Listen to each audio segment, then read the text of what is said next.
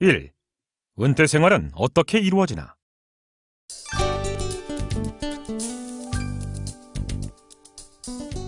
흔히 은퇴와 퇴직을 혼용해서 쓰는 경우가 많은데 두 말은 같은 의미가 아니다.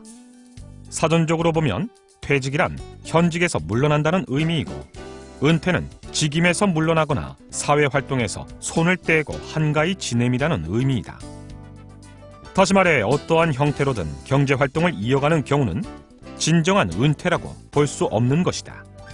따라서 퇴직과 구분되는 은퇴의 의미는 직장이나 개인 사업을 통한 경제활동을 완전히 그만두고 생활비만 지출하는 상태 정도로 정리해 볼 수 있다.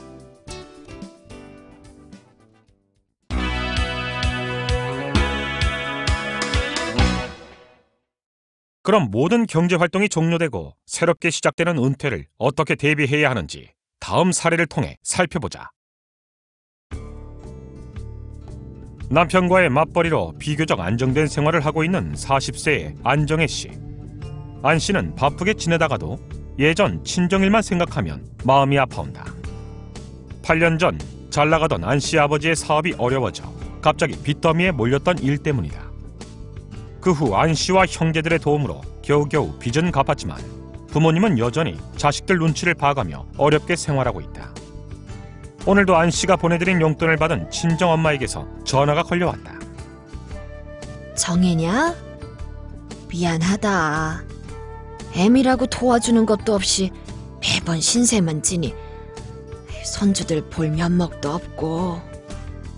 그런 소리 하실 거면 전화도 하지 말라고 핀잔을 주면서 전화를 끊었지만 안 씨의 마음도 편할 리 없다. 그러면서 안 씨는 친정 부모 일을 계기로 몇 년 전부터 자신과 남편이 은퇴 준비를 시작한 것이 그나마 다행이라고 생각했다. 최근 안 씨처럼 노후를 미리 준비하는 사람이 늘고 있다. 미처 노후를 대비하지 못해 곤경을 겪고 있는 부모님 세대를 보면서 느끼는 바가 있었기 때문이라 생각된다. 앞서 말했듯이 은퇴란 더 이상 경제활동을 할 수 없는 시기를 말한다. 따라서 은퇴 설계는 은퇴 이후 어떠한 경제적, 건강상 문제에도 대비할 수 있도록 최소 20-30년이라는 긴 기간 동안 계획을 세워 준비해 나가야 한다. 은퇴 설계를 할 때는 기본적으로 소득 보장, 주거 보장, 의료 보장, 자기 발전이라는 4가지 목표에 초점을 맞춰야 한다. 기본적인 생활 이외에 취미 생활을 즐길 수 있고 큰 부담 없이 편안한 주택에서 생활할 수 있어야 한다. 또한 질병에 대한 치료와 간호 서비스를 받을 수 있으며 학습이나 자원봉사 등 사회적 자기발전 욕구를 충족시킬 수 있도록 필요한 자금을 확보해야 한다. 이러한 4가지 목표 중 노년의 삼고, 병고, 건강 악화, 빈고, 경제적 빈곤, 고독고, 사회적 소외 해결을 위한 기본적인 과제는 생활비와 주거, 의료 서비스 문제이다. 이로 인해 고통받지 않으려면 은퇴 기간 동안 기본적인 생활비는 얼마나 필요할지, 주된 거주지는 어디로 할지, 독립적인 생활이 어렵거나 건강이 쇠약해졌을 때 의료비는 어떻게 대비할지 등에 대한 구체적인 계획을 세워 준비해야 한다.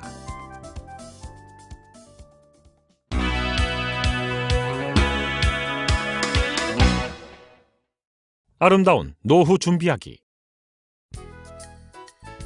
또한 은퇴 설계를 할 때는 재무적인 측면뿐만 아니라 은퇴 후 생활 스타일 등과 관련한 비재무적인 측면까지 고려해야 한다. 예를 들어 은퇴 후 마음껏 국내외 여행을 하리라 계획하는 사람이라면 이에 필요한 여행 경비를 별도로 마련해야 하며 지역 사회 봉사나 기부의 뜻이 있다면 여기에 필요한 자금도 미리 준비해야 한다. 또한 사업을 하는 사람이라면 은퇴 이후 가족에게 안전하게 가업을 물려줄 방안을 고려해야 한다. 은퇴 후의 삶은 은퇴 이전과는 다르게 진행될 것이므로 기대와 우려가 공존하게 된다. 하지만 은퇴 생활은 일로부터 은퇴한 것이지 삶으로부터 은퇴한 것이 아니므로 기대 수준보다 더 크게 목표를 달성할 수 있도록 준비해야 한다. 즉, 오로지 앞만 보고 달려왔던 삶에서 벗어나 그동안 못해봤던 일들을 마음껏 해볼 수 있는 행복한 시간으로 만들어야 한다는 것이다.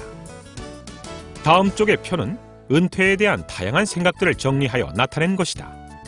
표에서 각각의 항목, 즉 나에게 있어 은퇴 생활의 의미는 무엇인지, 은퇴 이후 내가 그리는 삶은 어떤 것인지, 건강이 허락되는 60대에는 어떤 삶을 살 것인지, 내 주변에 내가 닮고 싶은 은퇴 생활을 하는 사람은 누구인지, 주변에 보살펴야 할 사람들은 없는지, 은퇴 이후에도 지속적으로 유지할 수 있는 모임이나 가입할 수 있는 모임은 어떤 것이 있는지, 무엇인가를 새로 배우거나 내가 가진 능력을 활용하여 새로운 일을 시작해볼 가능성은 없는지 등을 정리해보면 추상적이었던 노년의 생활이 좀 더 구체적으로 다가올 것이다. 이런 식으로 은퇴 생활의 밑그림을 그렸다면 이번에는 보유하고 있는 자산을 바탕으로 재무적인 준비사항을 점검해야 한다.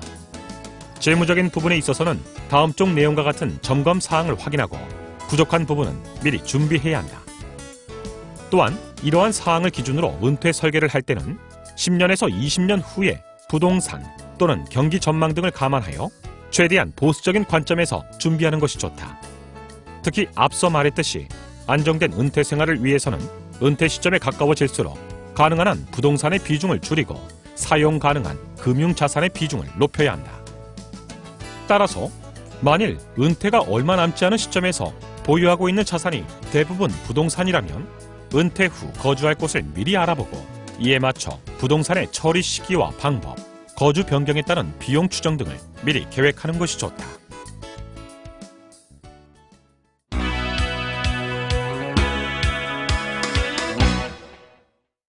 은퇴 생활에도 단계가 있다.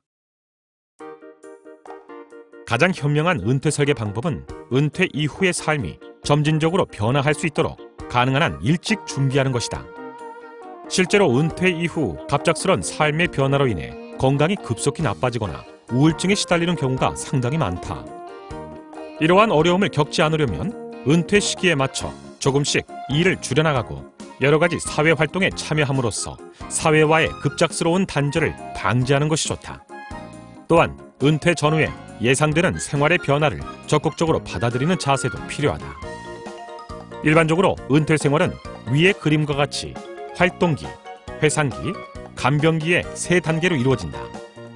먼저 활동기는 말 그대로 은퇴 직후 비교적 활동적으로 생활을 유지해나갈 수 있는 시기를 의미한다.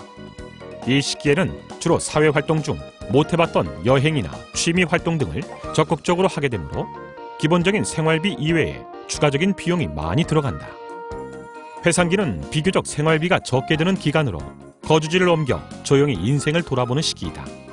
이 시기에는 기본적인 생활비 이외에 추가적인 비용이 많이 발생하지 않는다.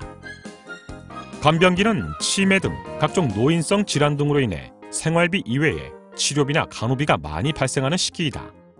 건강 상태에 따라 차이가 있겠지만 이 시기가 길어질 경우 은퇴 시기 중 가장 많은 비용이 발생할 수도 있다. 따라서 간병기에는 보유 자산보다는 연금이나 건강보험 등을 통해 이러한 문제가 지속적으로 해결될 수 있도록 해야 한다.